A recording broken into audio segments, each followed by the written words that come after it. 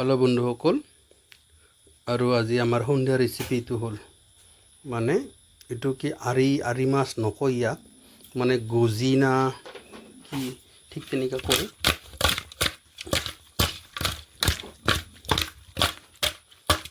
মানে আমি ঘৰত তিনিজন মানুহতো, তিনিজনে তিনিটা আনিছোঁ।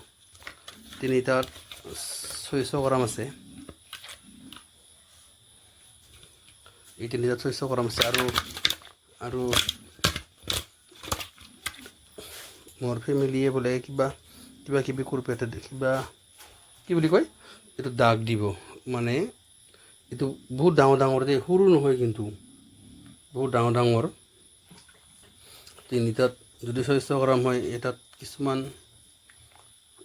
ঠিক তেনেকাই 200 গ্ৰামকৈ আছে। 200 গ্ৰাম মাছটো এটা কম নহয়, তেওঁ মানে দাগি দি দিব। এইটো দাগি দি আছে।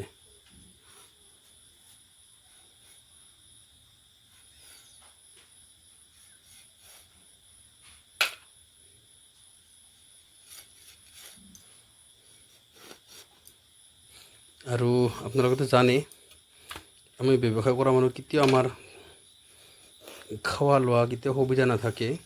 যেতিয়া ভাল সুবিধা পাওঁ অলপ ভালকৈ খাওঁ, আৰুতো নাপালেতো আমি হোটেলতে খাওঁ। প্ৰায় হোটেলত আৰু ঘৰতো খাওঁ। ঘৰত খালেতো এনেকুৱা নিচিনা, হোটেলত মানে নিৰামিষে খাই দিওঁ, কাৰণ টকা বচাব লাগিব না। ঠিক তেনেকুৱা নিচিনা কথা। আৰু 10-20 টকা বাচিলে আমাৰ বহুত বাচে। ঠিক তেনেকুৱা নিচিনা কথা। এতিয়া মানে আজি এইটো আনিছোঁ। আমি ঘৰত মানে তিনিজনী মানুহ, তিনিটা আনিছোঁ। এইবাৰ বনাব মানে মোৰ পাকঘৰত ইমান লাইটিং নাই। এইটো হ'ল কেৰাহী, লাইটিঙৰ ব্যৱস্থা বৰ্তমান নাই। আৰু জানে মই খুবেই গৰীব মানুহ। এইটোৱে আৰু খানাটো খাব লাগিছিল, কিন্তু বৰ্তমান অহা নাই। হৈছে ৰান্ধনি নিদিয়ে পৰ্যন্ত আৰু তোৰ লগতো নোৱাৰা। ঠিক তেনেকুৱা নিচিনা কথা। আৰু তেওঁ দিব কাম, তেতিয়ালৈকে বাজেট পাওঁ। আৰু হৈ গ'ল ভাত, আৰু দি আছে এইফালে তোৰ মাক।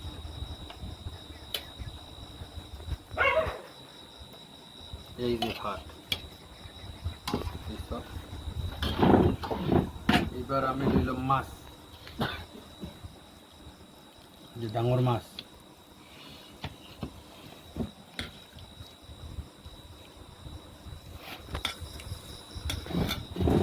দেখিছে গাইছ, এইটোৱে ডাঙৰ মাছ আনিছিলোঁ মাত্ৰ 3টা। আমি ঘৰত 3জনী মানুহ। মোক চব সময় ডাঙৰ এটা দিব মই জানো, তাৰ আগতে মই ৰৈ দিছোঁ। আৰু গাইছ আৰম্ভ কৰিছোঁ।